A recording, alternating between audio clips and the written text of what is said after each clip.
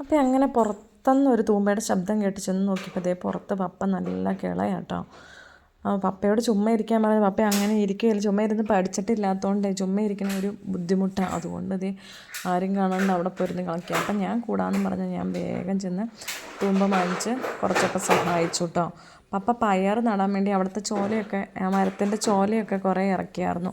അപ്പോൾ അവിടെ കിളച്ച് പയർ നടുവാണെങ്കിൽ ഇനി നല്ല വെയിലൊക്കെ അല്ലേ വന്നെ, അപ്പോൾ പയർ നടാലോ എന്നും പറഞ്ഞാണ് പപ്പ സ്ഥലമൊക്കെ വൃത്തിയാക്കിയത് കേട്ടോ.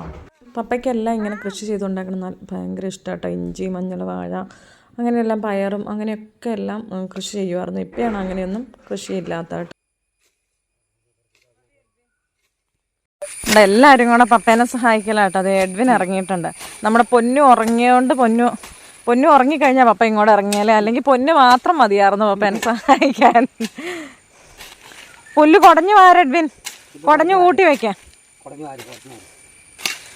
മണ്ണി തൊടാനൊന്നും എഡ്വിന് പറ്റില്ല. ഇതന്നെ പുല്ലിനെ എന്നെ ഇളക്കി വിടുകയാണോ? എടാ ഇങ്ങനെ പുല്ലിങ്ങനെ വരണ്ടി ഇങ്ങനെ കണ്ടോ, ഇങ്ങനെ വാരി കൂട്ടി വെക്കണം ഉണ്ടോ. എന്നിട്ട് ഇത് കിളയ്ക്കാനുള്ളതാ. അങ്ങനെ കൂട്ടി വയ്ക്കുക, ആ മണ്ണ് പോരാണ്ട്. അപ്പോൾ അവിടെ കുറച്ച് നേരം പേന ചെത്താനും മറക്കാനും പുല്ല് മാറ്റാനൊക്കെ സഹായിച്ചിട്ട് പിന്നെ ഞാൻ തൊഴുത്തിലേക്ക് വന്ന് കയറി.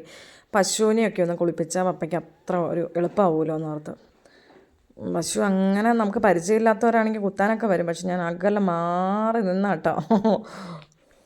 നമ്മളിങ്ങനെ ഇടയ്ക്കൊക്കെ വീട് ചെല്ലുമ്പോൾ എന്തെങ്കിലുമൊക്കെ എടുത്ത് സഹായിക്കുമ്പോൾ അവർക്ക് ഭയങ്കര സന്തോഷമാവില്ലേ, ഒരാശ്വാസമാവും.